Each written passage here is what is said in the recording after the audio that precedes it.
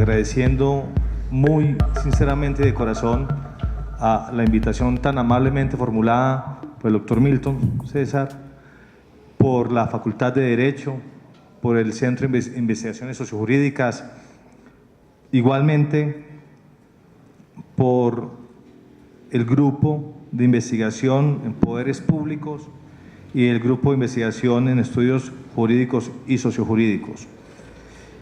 Inicialmente, mientras me arreglan el micrófono inalámbrico, porque quiero acercarme un poco más a ustedes, que sea un diálogo, que no sea propiamente una conferencia, quiero que ustedes me acompañen en esta reflexión, que por supuesto es muy propia, que la quiero someter a la censura de ustedes, al análisis de ustedes, a la crítica de ustedes, porque solo de esta manera podríamos seguir construyendo algunas reflexiones en temas bien importantes.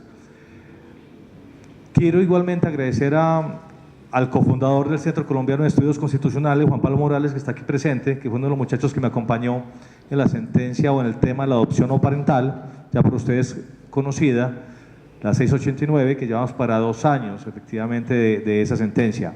Y por supuesto felicitar al profesor Daniel por una presentación muy interesante que toca un tema muy pertinente que también estamos desarrollando, que hace referencia a la protección de los derechos humanos del pueblo étnico raizal de San Andrés, precisamente a raíz de la sentencia de la Corte Internacional de Justicia de La Haya del 19 de noviembre del año 2012, en tanto que afectó derechos humanos de dicho pueblo, y no solamente ellos, sino que sigue produciendo efectos en contra de dicha población. Hay temáticas de mucha actualidad, por supuesto también el tema de la paz, y yo, de alguna manera, como pretendido académico, no puedo aislarme de esa realidad social y política tan compleja que nos está acompañando. Por eso me atreví un poco a cambiar… Me atreví un poco a cambiar el título de la presentación, ¿sí? Por una razón. Básicamente los profesores y en particular quienes amamos la teoría jurídica nos centramos en reflexiones muy analíticas, muy formales y muy dogmáticas, y olvidamos algo fundamental, que precisamente uno de los grupos de investigación se encarga de ello, es la investigación sociojurídica. Esto es, de qué manera el derecho y en particular la reflexión teórica frente al derecho se va a acercar o aproximar a la realidad social, ¿sí? Esa es una de las grandes tareas que tenemos los docentes. Además de tratar de construir algunas teorías, es que esas teorías tengan una pertinencia social, ¿sí? Que estén llamadas a solucionar problemáticas específicas, porque de lo contrario serían unas reflexiones que con seguridad muy importantes o interesantes, pero que carecerían de pertinencia. Por eso quiero adicionar la presentación haciendo referencia a los retos de la teoría jurídica, y no solamente de la teoría jurídica, sino también de la teoría constitucional a la luz del posconflicto, ¿sí?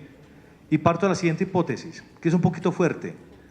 Los abogados, en esos 25 años o ya 26 años de la Constitución de 1991, hemos sido los principales o algunos de los principales actores sociales que hemos impedido la implementación de la Constitución. Esto es, tanto formalismo jurídico, tanta reflexión jurídica sin tener en cuenta la pertinencia a la luz de esa realidad social, sin tener en cuenta lo que todavía seguimos escuchando durante estos 26 años, la crisis de la Administración de Justicia, que cada vez surge una nueva causa de la crisis, pero algunas de ellas todavía no han sido erradicadas. Algunas de las crisis, de las razones que motivaron el surgimiento de esa Constitución del 91 no han sido erradicadas. Precisamente una de las razones es ese dogmatismo, ese carácter refractario que ha tenido la teoría jurídica en Colombia, que no ha estado, diríamos, a la altura de esas transformaciones políticas. En términos mucho más concretos, en 1991 evidenciamos o fuimos testigos de un cambio social y político fundamental, un giro de 180 grados, pero de manera infortunada, la teoría jurídica, la enseñanza del derecho, no dio ese mismo giro de 180 grados. Todavía estamos dando un giro en algunos de los temas que vamos a exponer. Ustedes me van a ayudar a determinar si estamos de acuerdo o no estamos de acuerdo, ¿sí? pero siempre mirando soluciones. Entonces quiero unir dos aspectos. Primero, crisis de la administración de justicia y posconflicto, que son dos de los temas que en este momento nos acompañan y que como estudiantes de Derecho no podemos darle la espalda. Y la pregunta fundamental es, ¿de qué manera la teoría jurídica o qué teoría jurídica podríamos implementar que esté acorde a los nuevos retos que nos está proponiendo los cambios políticos y la sociedad? En términos más concretos, frente a esa problemática derivada de la crisis de la administración de justicia y los retos que propone también el posconflicto, la teoría jurídica y la teoría constitucional no pueden ser indiferentes. Por eso voy a unir esos dos elementos y ustedes dirán, ¿pero por qué teoría jurídica y teoría constitucional? Por una razón también muy simple. Uno de los principales obstáculos para el desarrollo, ya lo mencioné, de las transformaciones que propuso la Constitución del 91 es la perpetuación de una teoría jurídica propia del siglo XIX. ¿Sí? Igualmente, el posconflicto exige un razonamiento o exige que se fortalezcan aquellos elementos propuestos por el razonamiento jurídico del Estado social.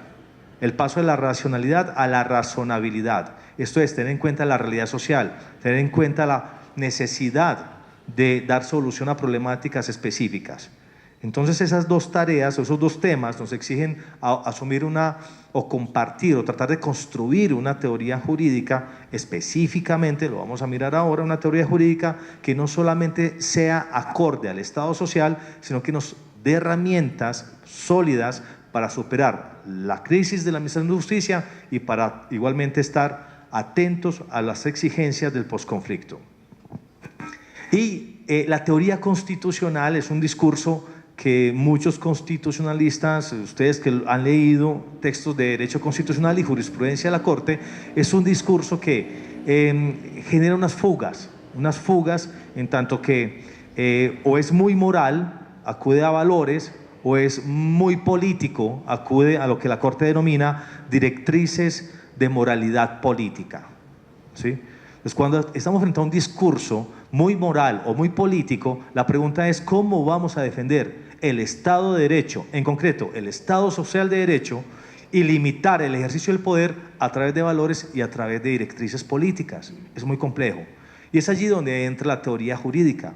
¿Qué teoría jurídica podríamos proponer de tal manera que el discurso constitucional cumpla una de las tareas fundamentales o dos de las tareas fundamentales? Primera, limitar el ejercicio del poder, que es la naturaleza del Estado de Derecho, a través del derecho, por supuesto. Y segunda tarea, el fortalecimiento de las garantías individuales. ¿De qué manera vamos? Al fortalecer los límites y a promover las garantías individuales. Vamos entonces a iniciar con una reflexión bien interesante de un filósofo del derecho, penalista, que en un texto muy breve pero supremamente hermoso y de un contenido muy significativo, nos indica, Gustav Radbruch nos indica el título del texto es 5 minutos de filosofía del derecho, nos indica en uno de esos minutos lo siguiente: en la conciencia del pueblo y de los juristas debe estar profundamente grabado que puede haber leyes en tal grado injustas y nocivas para la comunidad que ellos deben negarles el carácter jurídico.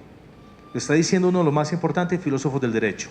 Esto es, la necesidad de que la sociedad tenga en algún momento las herramientas para poder determinar que algo que formalmente es jurídico realmente no puede obtener ese rótulo de jurídico. Y de qué manera la sociedad, nosotros como ciudadanos, vamos a estar frente a un derecho que en apariencia es derecho, pero que en virtud de sus contenidos violan el mismo ordenamiento jurídico o violan la Constitución. Y quiero también citar, sin ser alexiano, pero eso no significa que tengamos que acudir a sus principales propuestas, que son supremamente importantes, sería necio desconocerlo, cuando nos indica en su texto Teoría de los Derechos Fundamentales algo bien interesante. No es posible una dogmática adecuada de los derechos fundamentales sin una teoría de principios. Pues aquí ya empieza a advertirse la posibilidad de una teoría jurídica encaminada al fortalecimiento de los límites al ejercicio del poder, igualmente al fortalecimiento de las garantías individuales. ¿A través de qué? De los principios. Le surge un problema o una pregunta bien interesante: ¿y qué vamos a entender por principios?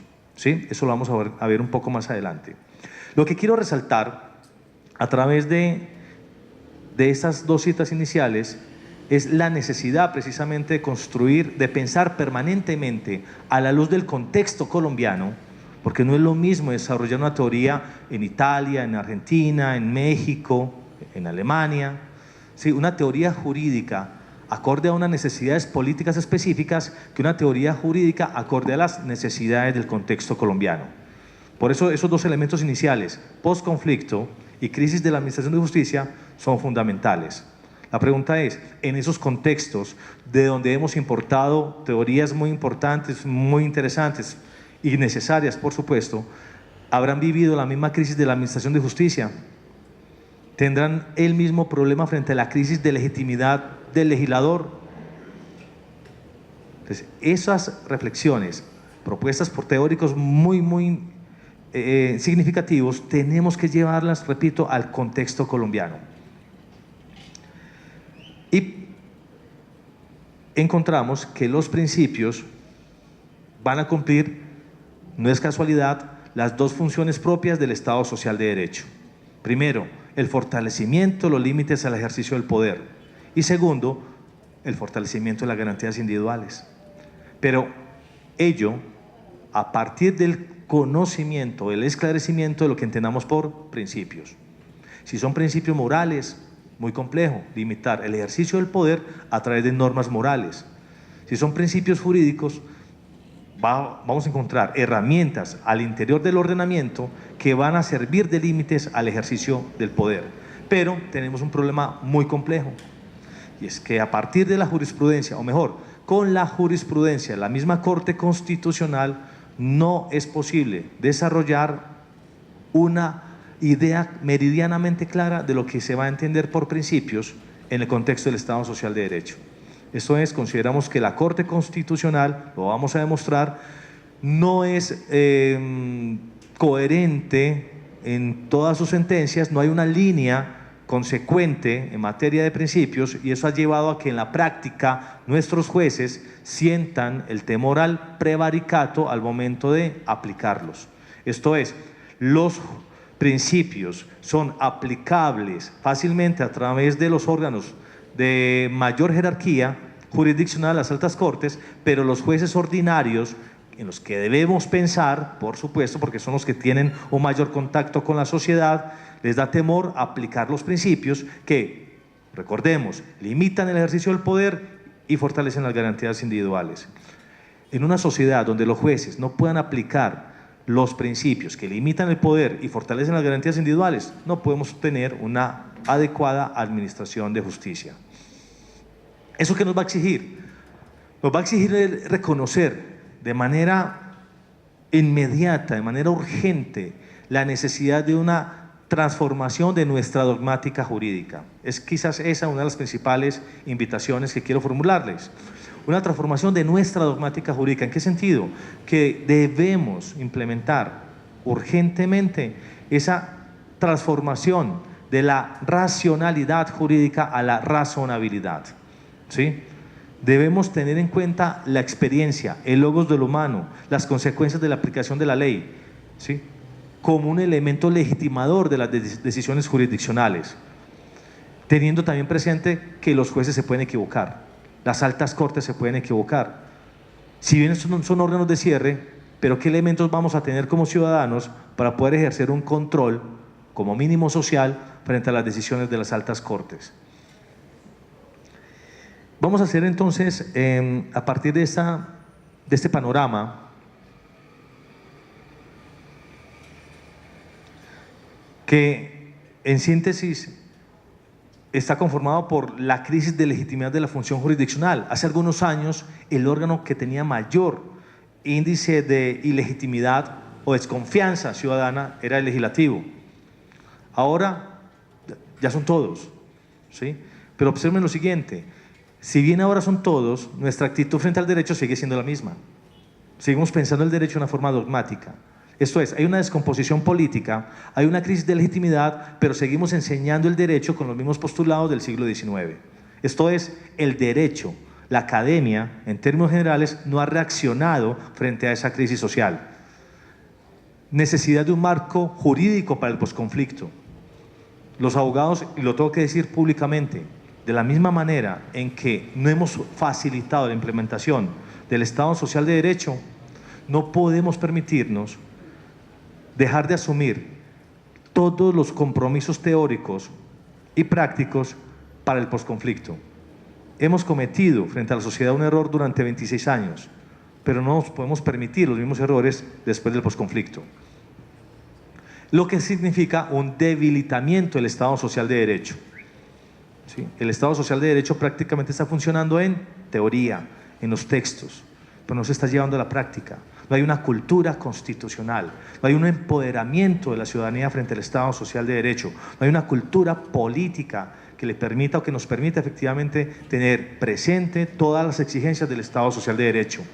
Y la gran pregunta, la última pregunta es, o el último tema es, ¿y cuál va a ser la respuesta de la academia? ¿Cuál es la función de la academia frente a esa crisis de legitimidad?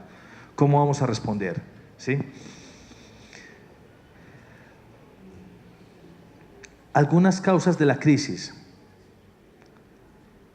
Voy a anunciar algunas rápidamente, entre otras tantas, por supuesto. Tenemos algo que debe ser sometido a un análisis mucho más profundo: el imperio del precedente, no la fuerza del precedente. El precedente es vinculante, pero si entramos un poco en detalle, vamos a encontrar que de manera inadvertida se ha pasado del imperio de la ley, eso es, del legislador sabio, al juez sabio. ¿Sí?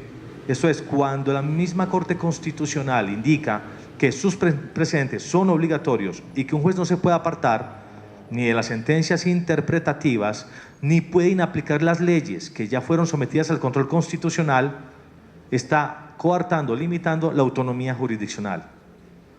Porque si el juez inaplica una ley que ya fue declarada constitucional, primero, o le da un sentido distinto al sentido ya fijado por la Corte, según la sentencia C-335 del 2008, ese juez está prevaricando. Y cuando se le dice al juez que está prevaricando, ¿qué se está limitando? La autonomía. Y se está dejando de lado algo muy delicado, y es la posibilidad de que el juez, en el caso concreto, encuentre circunstancias específicas que le exijan al juez apartarse del precedente. Circunstancias que era imposible que la Corte advirtiera. ¿Por qué? Porque la Corte realiza un control abstracto. Y como la Corte realiza un control abstracto, solo el juez del caso específico, por eso hay que seguir pensando en los jueces, son los que van a tener en cuenta las consecuencias de esa sentencia en abstracto frente a la realidad en concreto. Y cuando el juez encuentra unas nuevas particularidades, ¿su obligación cuál es? Ser fiel a su deber de administrar justicia. Y en cumplimiento de esa fidelidad se tiene que apartar el precedente. Pero si lo aparta, ya lo mencioné, prevarica. Entonces es muy complejo que pasen 26 años donde la autonomía judicial se ve fragmentada precisamente por una orden que, con mucho respeto lo tengo que decir, corresponde más a un criterio de autoridad soportado en la finalidad de preservar la seguridad jurídica, pero una seguridad jurídica propio del Estado liberal, que una seguridad jurídica acorde a los postulados del Estado Social de Derecho.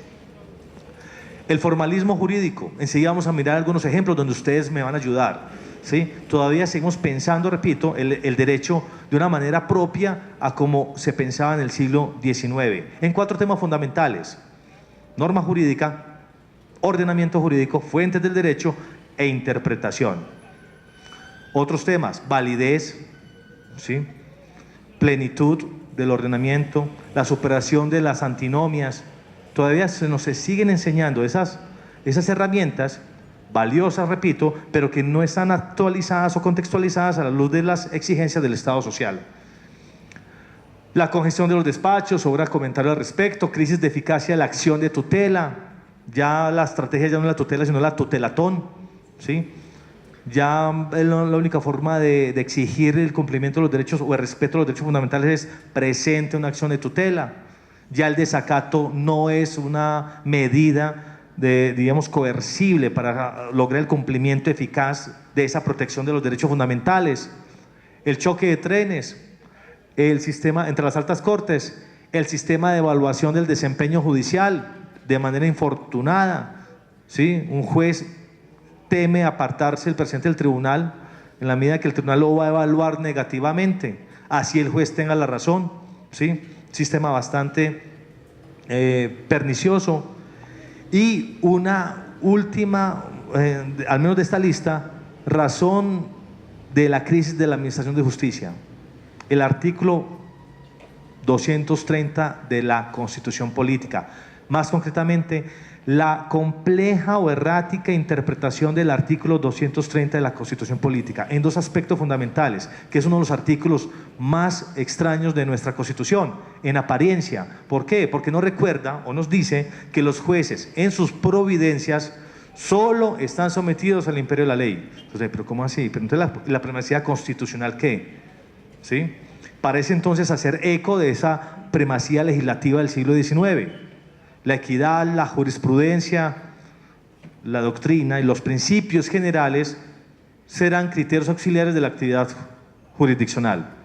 Principios como criterios auxiliares, pero si nos había indicado, por ejemplo, Alexi, que los principios son el fundamento de derechos fundamentales, y si los principios ejercen esas dos funciones de límites al ejercicio del poder y fortalecimiento de garantías individuales, entonces serán garantías auxiliares o serán criterios auxiliares. ¿O a qué noción de principios se estará haciendo referencia? ¿Habrá diferencia entre principios generales del derecho, principios constitucionales? ¿Serán normas jurídicas? ¿Serán normas morales? Son preguntas que vamos a tratar de resolver en esta presentación. Lo que evidenciamos finalmente es una crisis del razonamiento jurídico. La crisis no es del administrador de justicia, la crisis no está en la administración de justicia. Lo que estamos viendo es el reflejo de lo que está ocurriendo en las facultades de derecho. Los jueces son una proyección de la formación que están recibiendo en las facultades de derecho. Desde mi perspectiva como docente, estoy convencido de que gran parte de esa crisis radica en la formación que estamos impartiendo en las facultades de derecho. O sea, ¿por qué acusar a los jueces de la crisis cuando finalmente nosotros no estamos incurriendo, o mejor, nosotros no estamos cumpliendo las responsabilidades de enseñar un derecho acorde a las exigencias del Estado social? Hemos hablado durante los últimos 2 meses de la corrupción en la justicia, la crisis de valores, es cierto, pero también, lo voy a decir de una manera muy clara, estamos frente a una crisis de la educación y, lo más grave, una corrupción en la educación. No hay mayor prueba o mayor muestra de corrupción en una sociedad que la que surge de la misma academia. ¿Y dónde evidenciamos esa corrupción? Cuando la academia, de manera inadvertida o indiferente, deja que pase un cuarto de siglo y no ha podido adoptar o adaptar sus conceptos a la luz de las exigencias del Estado social.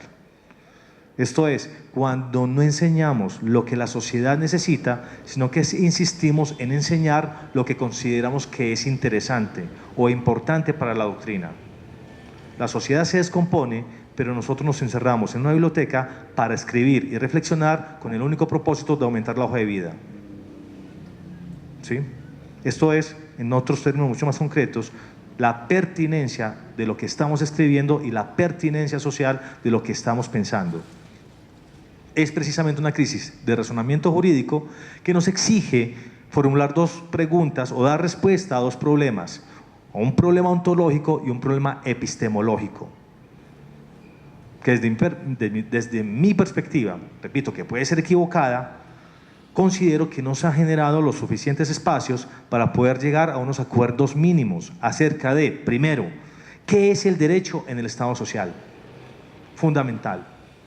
Porque si entendemos el derecho bajo los mismos postulados del Estado liberal, vamos a tener una forma de pensarlo muy distinta. Y segunda pregunta, de naturaleza epistemológica, ¿cómo enseñar el derecho? Y todavía seguimos en ese esquema de enseñanza del derecho tradicional. El atril, los estudiantes abajo, ¿sí? Los estudiantes aprendiendo de memoria y repitiendo los conceptos en la evaluación. Pero luego pretendemos que sean buenos jueces, que sean jueces críticos, pensantes, pero en las facultades estamos insistiendo en esa enseñanza mnemotécnica, donde el estudiante no puede levantar la mano, el estudiante no puede opinar porque la última palabra la tiene el docente, ¿sí? Obviamente hay casos muy distintos, pero estoy generalizando y me corresponde es advertir lo que todavía hemos o evidenciado o que todavía se sigue advirtiendo.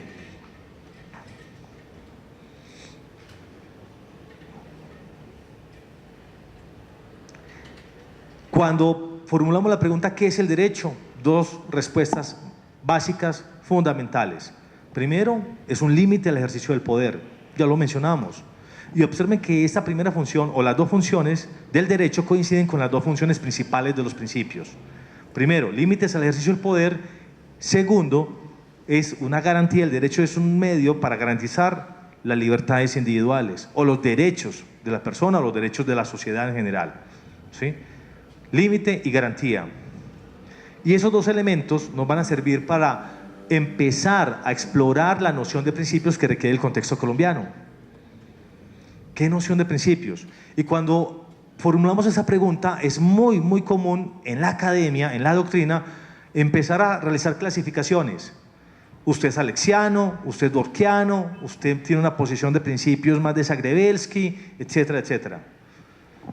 Si nosotros observamos la realidad, repito, el contexto colombiano, vamos a advertir, y enseguida voy a enunciar algunas razones, que es necesario desalexinizar, si me permiten la palabra, desalexinizar la teoría de principios y desworkinizar la teoría de principios a la luz del contexto colombiano, ¿sí? ¿Qué significa esto? Que si bien sus reflexiones son bien importantes, ay, se asustó. Si bien las reflexiones de estos dos autores son bien importantes, resulta que a la luz del contexto colombiano, esa noción de principios no nos va a facilitar esas dos funciones básicas del derecho. Primero, limitar el ejercicio del poder y segundo, fortalecer las garantías individuales. Y adelanto un poco, ¿por qué no nos va a facilitar? Porque en la medida que Dworkin, por ejemplo, afirme que los principios son estándares morales que se aproximan a la justicia, va a hacer alusión a una idea de principios que a la luz de nuestro ordenamiento están por fuera del ordenamiento, principios extrasistemáticos. Y es muy difícil que un juez acuda a principios extrasistemáticos para limitar el ejercicio del poder y para promover las garantías individuales. ¿Por qué hay que desalexinizar? Porque en la medida que, por ejemplo, Alexis señale que los principios son mandatos de optimización, no mandatos que optimizan, sino mandatos de optimización, va a indicar que los principios se van a aplicar en la medida de las posibilidades jurídicas y fácticas. Primero, toda norma tipo regla no debe ser aplicada de acuerdo a las posibilidades jurídicas y fácticas, por supuesto, indudablemente. Pero segundo, cuando condiciona la fuerza del principio a las posibilidades jurídicas y fácticas, le está dando al principio no el carácter de norma prevalente, no el carácter de norma que es fundamento del derecho fundamental, sino que va a otorgarle al principio un papel menos relevante que el que debería tener a la luz del Estado Social de Derecho. Esto es, si un principio es un mandato de optimización, el principio no va a limitar el ejercicio del poder, como tampoco va a fortalecer las garantías individuales. Enseguida vamos a entrar un poco más en detalle en esos dos aspectos. Y esta segunda pregunta, ¿cómo enseñar el derecho? ¿Qué teoría o qué elementos de esa teoría jurídica que a mí personalmente me enseñaron, pues yo me gradué después del 91, pues valga la aclaración, que a mí personalmente me enseñaron en mi pregrado, pero que con el tiempo advertí que esos elementos de esa teoría jurídica no eran compatibles con el Estado Social de Derecho? Y este paralelo nos va a permitir identificar esas transformaciones. Miremos. La racionalidad o la formación jurídica que nos caracteriza en la materia de teoría del derecho, que no se enseña teoría del derecho, se enseña más introducción al derecho, no se hace teoría del derecho, es propia del Estado liberal. Y vamos a mirar cómo el Estado social debe o exige una modificación de esa reflexión dogmática propia del Estado liberal. Vamos a mirar la definición de norma. Y quiero que aquí ustedes, por favor, me colaboren. Hagamos un recuento. ¿Cómo se nos enseña la norma en pregrado? El ejemplo típico de la norma. Partamos del ejemplo, que es lo que más recordamos. ¿Qué es norma? ¿O cómo se aplica? Si me permiten, tomo un poco la iniciativa. Norma generalmente se indica que es un enunciado lingüístico con una estructura lógica, ¿cierto? ¿O no? De supuesto hecho, cópula y consecuencia. Es la definición tradicional de norma. ¿Y cuál es el ejemplo que se utiliza, o mejor, antes del ejemplo? ¿Cómo se aplica la norma? Se nos indica que la norma se aplica a través de la subsunción, por ahí lo escuché, subsunción silogística. Perfecto. ¿Y cuál es el ejemplo tradicional? ¿Cuál? El que matare a otro incurrirá en una pena. ¿Estamos de acuerdo? Perfecto, me encanta. Bueno, realmente no me encanta. Deberíamos estar en desacuerdo, ¿sí? ¿Por qué? Porque miren el daño, desde mi punto de vista, que genera esa definición de norma, ¿sí? Esa es la primera definición con la que los estudiantes van a conocer el derecho, concretamente la definición de norma. Pero observen que se le está indicando al estudiante que la norma debe corresponder a una estructura lógica, o sea, que se está enseñando la norma tipo regla. En esta definición de norma, ustedes en pregrado se aproximaron al tema de los principios. En esa definición, de pronto en otros temas, en una materia de constitucional, en una materia, en otro tipo de materias, obviamente se abordan de principios, pero al momento de definir la norma como una estructura lógica, ¿se incorporan principios? Pues inicialmente no. ¿Por qué? Porque no tienen una estructura lógica. Entonces se está enseñando la norma a partir del modelo de reglas. Y se le está diciendo al estudiante que tiene que pensar en consecuencia el derecho a partir de un modelo de reglas. ¿Y cómo va a aplicar esas normas? Ustedes lo acaban de indicar, mediante la subsunción silogística. En un Estado social de derecho, la subsunción silogística será el mecanismo para la aplicación del derecho. No, claro que no, porque eso sería promover la racionalidad, dejando de lado la razonabilidad. Y observen el ejemplo que se suministra, un ejemplo de naturaleza penal. El que matare a otro tendrá una pena X, ¿sí? Y siempre Juan es el mayor homicida, ¿sí? No ha cambiado. Ni siquiera los abogados tenemos creatividad para cambiar los nombres de los homicidas en los ejemplos. Y observen que cuando se indica que el que matare a otro tendrá una pena X, Juan mató a Pedro, en consecuencia Juan tendrá la pena X. ¿Qué le estamos diciendo al estudiante que va a ser el futuro juez que va a administrar justicia? Aplique el derecho de esa manera, mecánica, racional, porque eso garantiza la seguridad jurídica y de allí no se puede salir. ¿Pueden o no pueden fallar las cosas cuando se piensa el derecho de esa manera? Indudablemente, ¿sí? Entonces, aún estamos formando estudiantes bajo un esquema propio del Estado liberal, a pesar de que ha transcurrido un cuarto de siglo del Estado social que exige otro tipo de razonamiento jurídico. Y es solamente el tema de la norma jurídica. Pero sigamos efectivamente hablando un poco de la norma jurídica. ¿A qué área del derecho corresponde ese ejemplo? Al derecho penal. Y podríamos entender que las reglas en el derecho penal se podrán aplicar de la misma manera que las reglas en materia ambiental, en materia administrativa, en materia de derecho internacional público, en materia de familia, en materia laboral. Claro que no. Pero se le está diciendo al estudiante que así se aplica la regla. ¿Y en qué momento el estudiante empieza a advertir las diferencias? Cuando va avanzando, o cuando ya está litigando, o cuando ya es juez. ¿Sí? Porque la noción de legalidad en materia penal es muy distinta a la noción de legalidad en materia administrativa, por ejemplo. La idea de legalidad en materia penal que es el fortalecimiento de las garantías como límite al ius puniendi, es muy distinta a la idea de legalidad en materia ambiental. El principio de tipicidad, por ejemplo, es muy distinto en materia penal, y en materia ambiental se habla del principio de rigor subsidiario, donde hay que flexibilizar el tema de la legalidad y de las competencias para proteger el medio ambiente. Pero, repito, seguimos formando a los estudiantes bajo ese esquema mental propio del siglo XIX.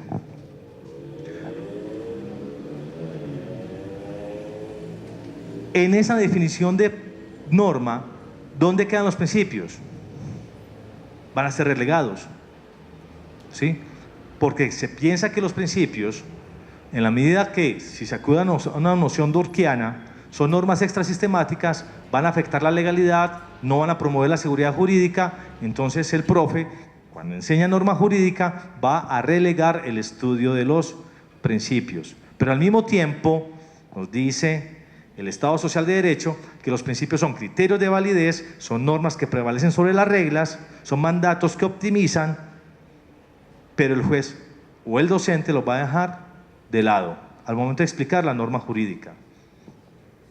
La subsunción silogística, ya hicimos referencia a ella, que exige precisamente pasar de la aplicación racional a la aplicación de lo razonable a través de lo que señala un gran autor, Luis Recasens-Sitges, el logos de lo humano. Y este tema es bien interesante, la validez formal, el tránsito de la validez formal a la validez material. Recuerden, por favor, ustedes, muchachos, cómo nos enseñaron el tema de la validez formal, o qué es validez. El cumplimiento de unos requisitos básicos o mínimos que debe tener una norma para poder pertenecer al ordenamiento, ¿correcto? ¿Y cuáles son esos requisitos? ¿Cuáles? Perfecto. Órgano competente, muy bien, gracias. ¿Qué más? Procedimiento, ¿verdad? ¿Y qué más? Y una coherencia con la norma inmediatamente superior, ¿cierto? Validez formal. Pero ese es el concepto del Estado liberal. En el Estado social es necesario hablar de validez material como elemento complementario a la formal, ¿correcto? Entonces surge una pregunta interesantísima: ¿y qué es validez material? ¿Qué vamos a entender por validez material? El obedecimiento, la coherencia que debe tener una norma ¿con qué? Con la realidad. Bien, eso podría entenderse como eficacia, correcto, porque la validez es la correspondencia de una norma con otras normas del mismo ordenamiento para permitir afirmar que esa norma pertenece al ordenamiento, no que es obedecida o no es obedecida. Pero en muchos contextos la validez se entiende como la eficacia, pero digamos que en términos un poco más de, no de eficacia, sino de teoría jurídica, la validez material es la correspondencia a una norma ¿con qué? Con los principios. ¿Con qué más? No más. Con el contexto social, lo que nos dijo el compañero. ¿Con qué más? Con los valores. ¿Y qué más? Y los derechos fundamentales. Pues bien, les recomiendo la lectura de la sentencia muy reciente, C054 del 2016. ¿Y qué nos dice la Corte en esa sentencia? La validez se construye a partir de tres herramientas fundamentales. Esto es la correspondencia de una norma con los principios, los valores y, dice la Corte, las directrices de moralidad política. Y aquí surge precisamente uno de los problemas que advertía al principio, la necesidad de que la teoría constitucional se vea acompañada de una teoría jurídica. Por lo siguiente, muchachos, la validez, acabamos de mencionar, es la correspondencia de una norma con el ordenamiento, ¿correcto? De tal manera que la validez es un juicio jurídico para determinar que esa norma puede pertenecer al ordenamiento, ¿correcto? Muy bien. Como es un juicio político, la validez hay que distinguirla de la justicia y hay que distinguirla de la eficacia. Porque la eficacia es un juicio sociológico político y la justicia es un juicio moral. Voy a concretar un poco más. Si yo tengo una norma que indica, por ejemplo, que el uso de celulares en el salón será sancionado con pena privativa de la libertad, de 10 años, ¿sí? ¿Yo qué puedo decir? ¿Que esa norma es injusta? Bueno, ustedes van a reír, que es injusta, no, pues es obvio. ¿Cómo hay que nos van a quitar el uso del celular en el salón? No. Ustedes me pueden decir que esa norma es injusta, un juicio moral, ¿cierto? ¿Sí? Me pueden decir que esa norma es eficaz o ineficaz. O me pueden decir que esa norma es inválida. Correcto. Si yo quiero evaluar la pertenencia de esa norma al ordenamiento, yo no puedo acudir a los valores. ¿Por qué? Porque son muy inciertos, indeterminados. Y yo no puedo determinar que una norma pertenece al ordenamiento a través de un juicio de valor. Esto es, yo no puedo acudir a un juicio de moralidad para determinar que la norma puede pertenecer al ordenamiento. Puedo utilizar la moralidad como una pauta, un criterio, una directiva de interpretación, con todos los problemas que ello genera. Pero es importante porque la moralidad es una finalidad del derecho. Pero de allí a determinar que una norma pertenece al ordenamiento porque es justa, es bien complejo, ¿correcto? Pero si al mismo tiempo podríamos afirmar que la norma es eficaz o ineficaz. Podríamos decir que una norma puede pertenecer al ordenamiento si es eficaz o ineficaz. Esto es, la norma deja de pertenecer al ordenamiento porque no es obedecida. No, esto es, en Colombia no existe la denominada desuetudo. O sea que juicios a partir, o mejor, de validez, a partir de criterios políticos de eficacia, muy difícil. ¿Qué nos queda? La validez construida a partir de elementos jurídicos. ¿Y cuáles son esos elementos jurídicos? Los principios y los derechos fundamentales. Es muy distinto construir la validez a partir de los valores, la validez a partir de las directrices, a la validez a partir de los principios jurídicos. ¿Correcto? ¿Pero qué nos dice la Corte en esa sentencia? Repito, es una sentencia muy reciente. Nos está indicando que la validez se construye a través de la correspondencia o se determina con la correspondencia, evaluando la correspondencia de la norma con esos tres elementos: valores, principios y directrices de moralidad política. Es muy complejo. En conclusión, en el tema de la validez, cuando se construye la validez con criterios morales o con criterios políticos, no estamos promoviendo el Estado social de derecho. Estamos aumentando la discrecionalidad en detrimento del Estado de Derecho. Imaginémonos un tribunal constitucional, como lo censura Habermas de una manera bien interesante, Kelsen también, Ferrajoli también, desde perspectivas muy distintas, pero coinciden en que los tribunales constitucionales no pueden tomar decisiones a partir de valores, porque eso haría que el poder ejercido por el tribunal fuese sencillamente insoportable. Correcto. Por eso hay que procurar porque el control se realice a través de elementos jurídicos. Y esos elementos jurídicos son los constitucionales. Pero tenemos allí un reto también bien interesante. Si esos elementos jurídicos para determinar la validez de una norma son los que están en la Constitución, resulta que en la Constitución encontramos valores, directrices y principios. En otros términos, la necesidad de revisar el dogma de la primacía constitucional. Acá hago referencia. ¿Y por qué dogma? Pero eso no es un principio. Funge más como dogma. ¿Por qué? Porque cuando nos hablan del principio y la primacía constitucional, inmediatamente, pero el ejemplo del celular era un ejemplo nomás, tranquila, puedes seguir utilizándolo, tranquila. Sí. Tranquila, en serio. Algo bien importante, mire, cuando estamos hablando del dogma de la primacía constitucional, ¿sí? Inmediatamente, ¿qué concluimos? Que todo lo que está en la Constitución es jurídico, porque la Constitución es norma de normas. En consecuencia, si los valores están en la Constitución, son normas jurídicas. Si las directrices están en la Constitución, son normas jurídicas. Esto es, hacemos de la Constitución rey Midas, que todo lo que toca lo convierte en norma jurídica. Si el valor, por ejemplo la justicia, está en la Constitución, ya adquiere su naturaleza de norma jurídica. Torna jurídico lo que no es jurídico. Lo moral sigue siendo moral, lo político a través de las directrices sigue siendo políticas. De tal forma que hay que distinguir, esa es una invitación, considero que hay que distinguir entre la primacía moral o axiológica, la primacía política y la primacía jurídica.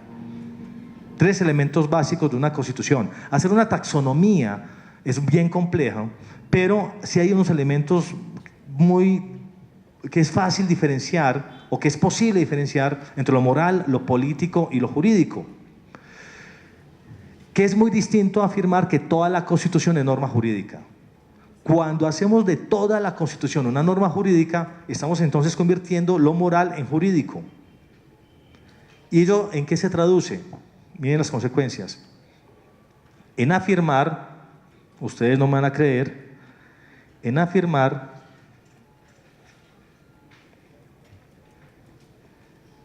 les quiero leer esta sentencia.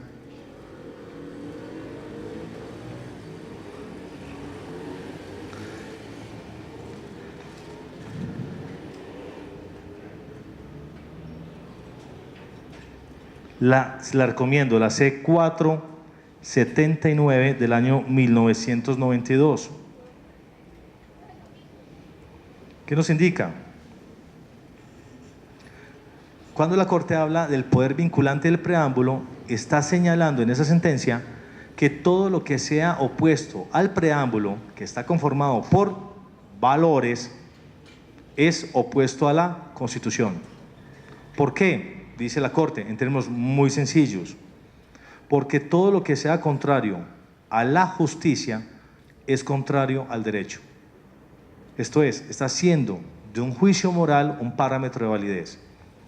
Esto puede ser muy técnico, pero miren las consecuencias prácticas. ¿Cuáles son? Que entonces la Corte, lo que acabamos de mencionar, va a ejercer su poder a través de juicios de valor para determinar la invalidez de una norma jurídica. Si la norma es injusta, se opone al derecho y tendrá que salir en consecuencia del ordenamiento jurídico.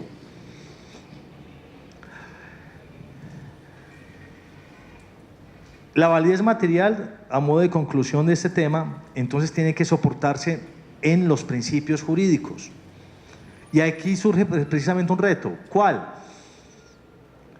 Hace referencia precisamente a la naturaleza de los principios. Y enseguida vamos a mirar ello. Vamos a avanzar un poco más rápido.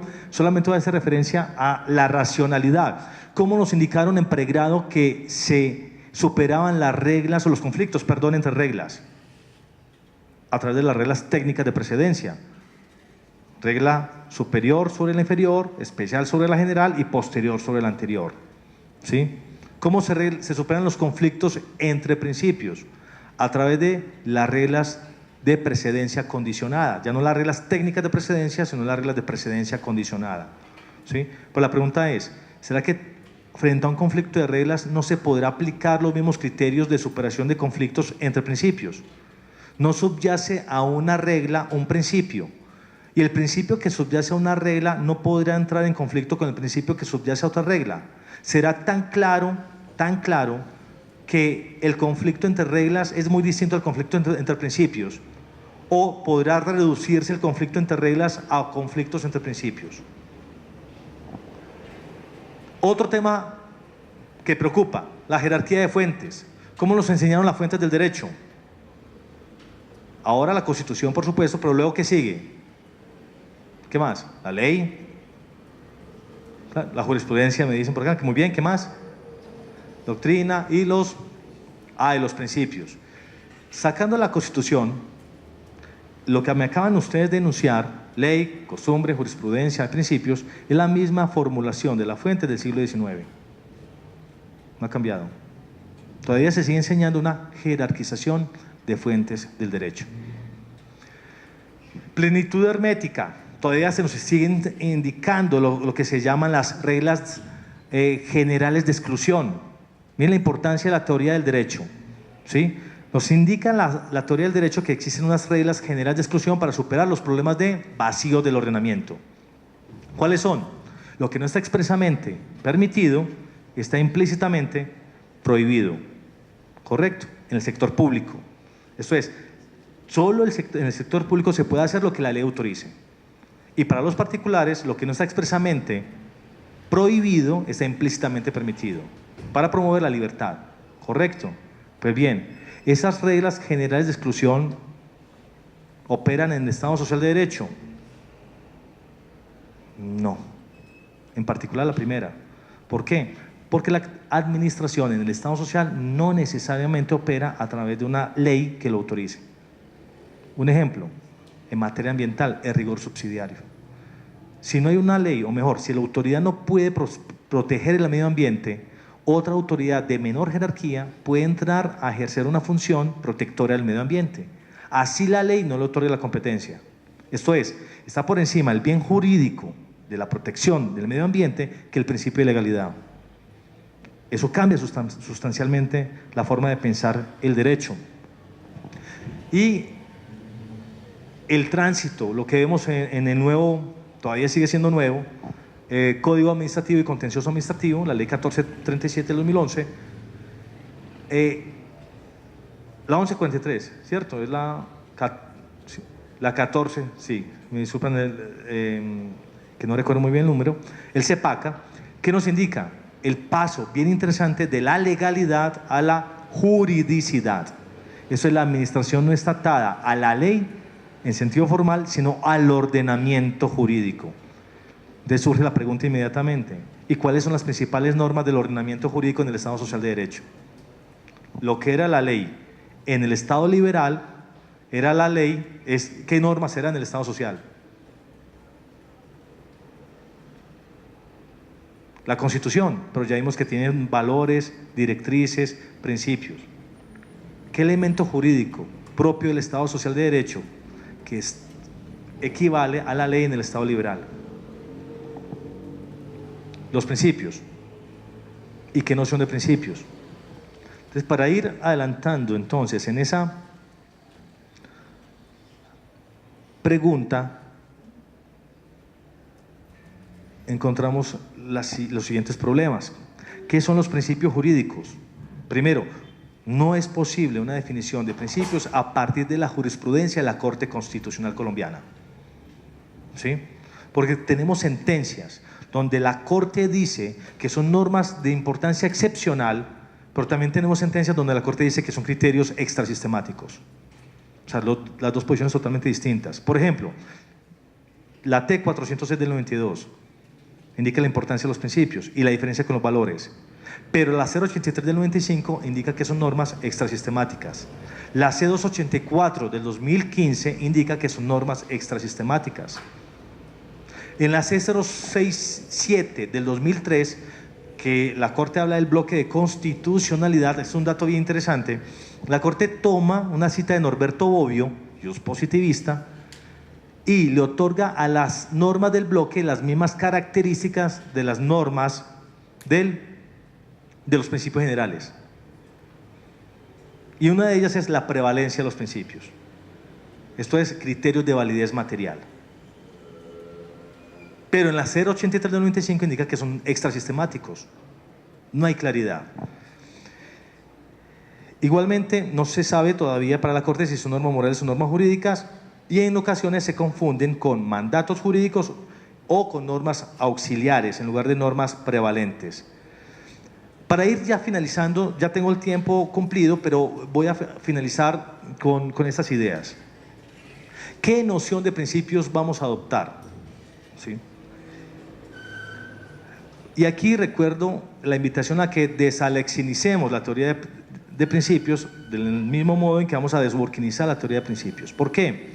La teoría de principios que consideramos se debe adoptar es aquella teoría que de manera más eficaz resuelva o ayude a la resolución de los problemas sociales y al fortalecimiento del Estado Social de Derecho. Esto es, no sigamos con esas, diríamos, fricciones epistemológicas o filosóficas, si usted es naturalista o es positivista. No, miremos más bien desde la sociedad cuál es la noción de principios que nos va a ayudar o le va a permitir al juez administrar recta administración de justicia o impartir recta administración de justicia. ¿Cuál es la noción de principios que nos va a facilitar el fortalecimiento de los límites al ejercicio del poder? ¿Cuál es la noción de principios que nos va a promover las garantías individuales? Y en esa noción, luego de una fundamentación que voy a obviar por razones de tiempo, debemos responder a dos preguntas: ¿qué son los principios y qué funciones desempeñan? Primera pregunta, ¿qué son los principios? ¿Normas morales o normas jurídicas? Si queremos fortalecer el ejercicio del poder, limitar el ejercicio del poder, fortalecer el Estado social de derecho, la noción de principios morales poca ayuda nos presta.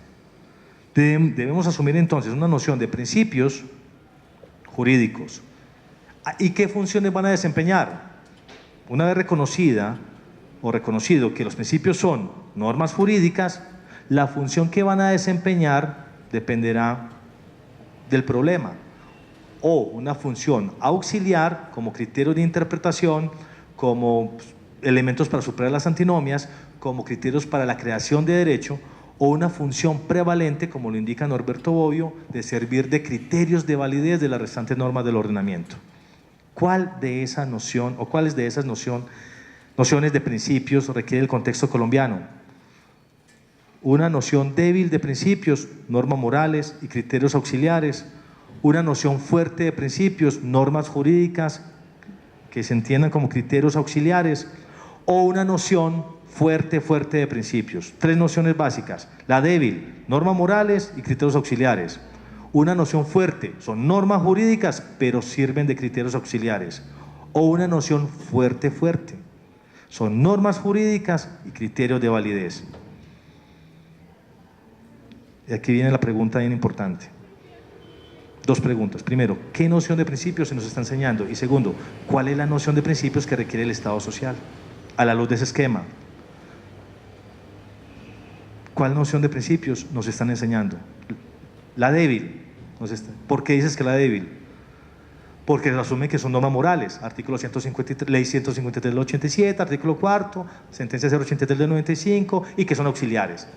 Muy bien, me encanta que ustedes, bueno, no me encanta porque no lo deberían estar diciendo, pero es lo que ocurre. Comprueba precisamente nuestras preocupaciones. Se está enseñando una noción débil de principios, ¿correcto? Y esa es la que requiere el contexto del Estado social. Ya vimos que no. ¿Limita el ejercicio del poder? No. ¿Fortalece las garantías individuales? No. Muy bien. ¿La noción fuerte? Sí. ¿Pero cuál? ¿La fuerte que indica que son criterios auxiliares o la fuerte que son criterios, indica que son normas jurídicas y criterios de validez? La fuerte. Entonces, no nos están enseñando la noción fuerte. ¿Cuál se debería enseñar? La fuerte. Y la pregunta es entonces, ¿para cuándo vamos a dejar la enseñanza de una noción fuerte de principios que dé respuesta a los problemas propios del contexto del Estado social de derecho colombiano?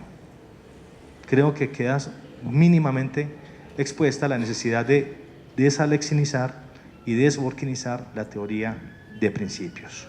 Finalmente, hay muchas razones para hacer referencia a una teoría fuerte de principios, fuerte de principios. Esto no es una invención, por supuesto. Eso es resultado de unas observaciones permanentes que inician desde mi condición de estudiante de pregrado, luego como empleado judicial, luego como litigante, luego como académico, luego como investigador, etc. ¿Sí? Ese esquema de las nociones fuerte y débil es resultado de esas observaciones, que todavía coinciden con lo que ustedes están recibiendo en pregrado. O sea, no han cambiado en 26 años las cosas, infortunadamente, ¿sí? Pero esta noción fuerte no es nada distinto que el resultado de una normativa colombiana que está allí, pero no hemos podido efectivamente echar mano de ella para poder aplicar tranquilamente, sin temor al prevaricato, los principios jurídicos. La voluntad del constituyente. ¿Qué nos indicaba el constituyente? Yo quiero ser fiel a las palabras del constituyente. El constituyente no hizo, desde lo que he podido leer en los debates de la Asamblea Constituyente, en los anales, en la Gaceta de la Asamblea, no hizo un debate acerca de si los principios iban a ser adoptados bajo la posición de Dworkin o de Alexi. No. Solamente advirtió la necesidad de hablar de principios como límites de hierro al ejercicio del poder, y hacía referencia en esa época a la necesidad de empoderar al juez y evitar, en un estado de sitio donde el Ejecutivo era quien expedía los códigos, evitar que los jueces todavía estuviesen atados a códigos expedidos por el Ejecutivo, cuando ¿qué es lo debido? Que los jueces apliquen la ley. De ahí ya entendemos el artículo 230. Los jueces en sus providencias solo estarán sometidos al imperio de la ley.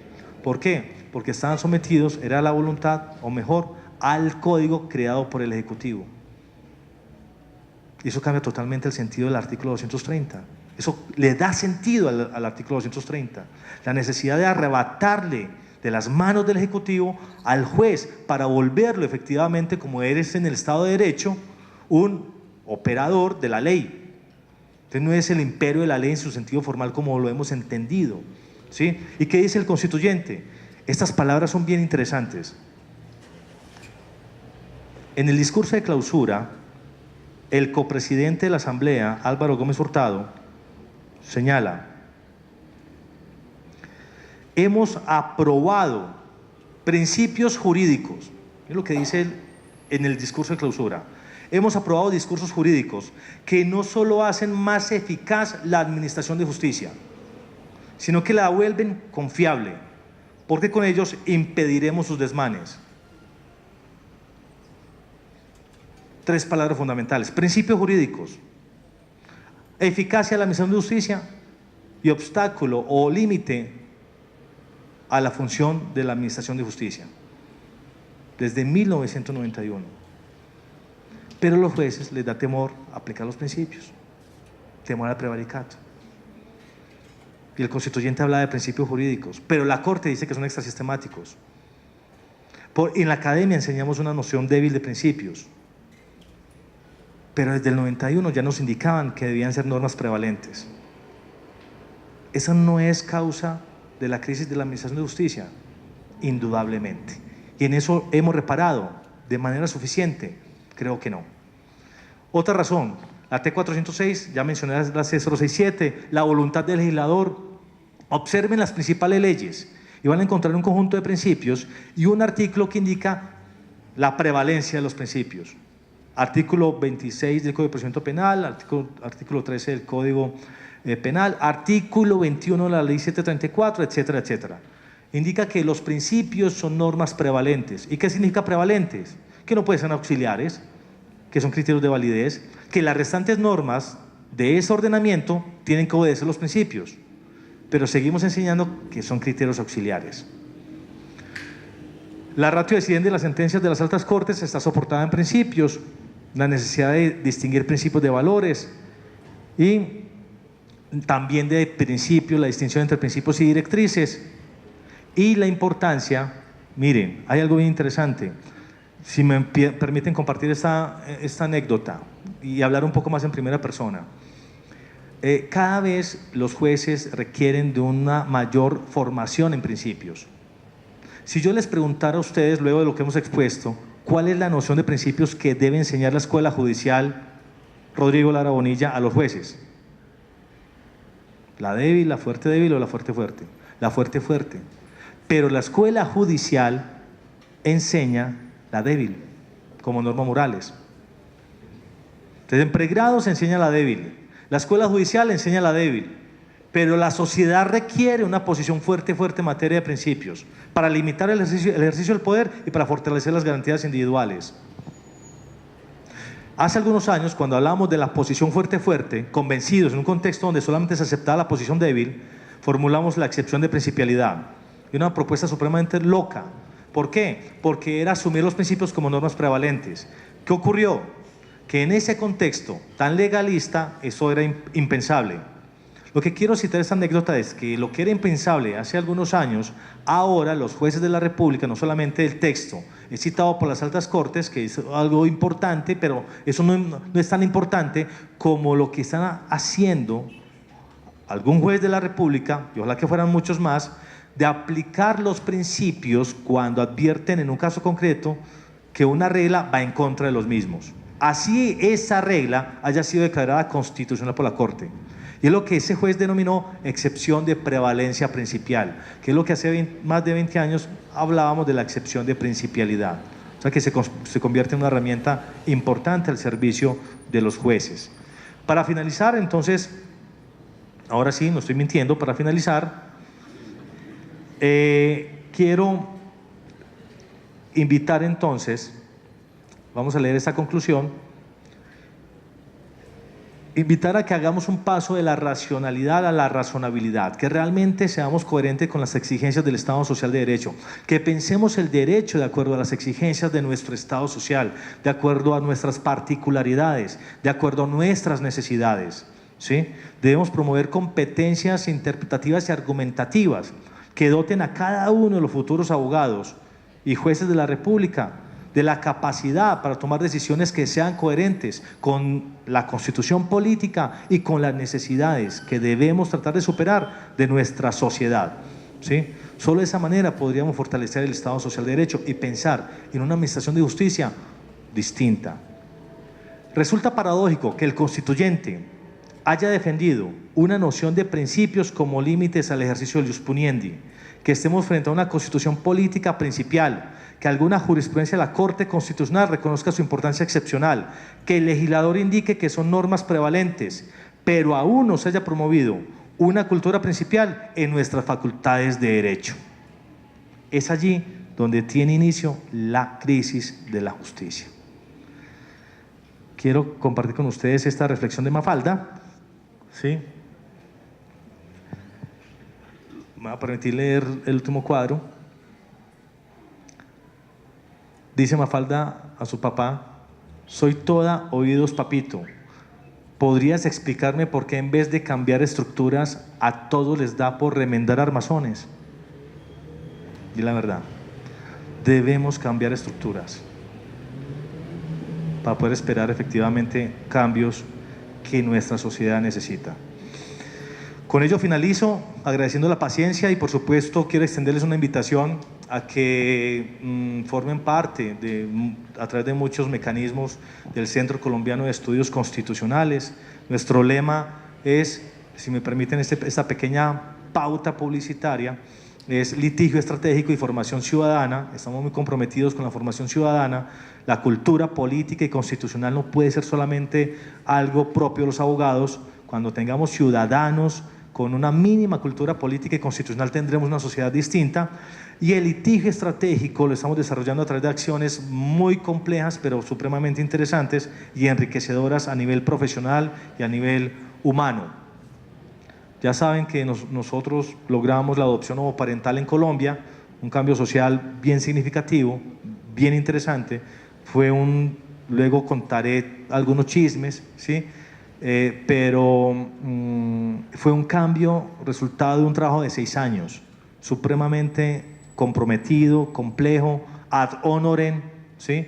Pero la mayor satisfacción es haber podido aportar al fortalecimiento de la democracia, que era nuestro principal propósito. Lo decía el compañero que nos expuso la sentencia 689, el cambio allí estratégico estuvo en pensar en el interés prevalente del menor.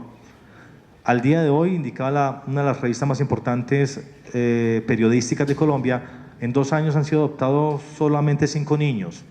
Nosotros sabíamos que no íbamos a solucionar el problema de la orfandad en Colombia, pero así sea un solo niño que tenga familia y que tenga el derecho fundamental al amor, justificó ese trabajo de 6 años.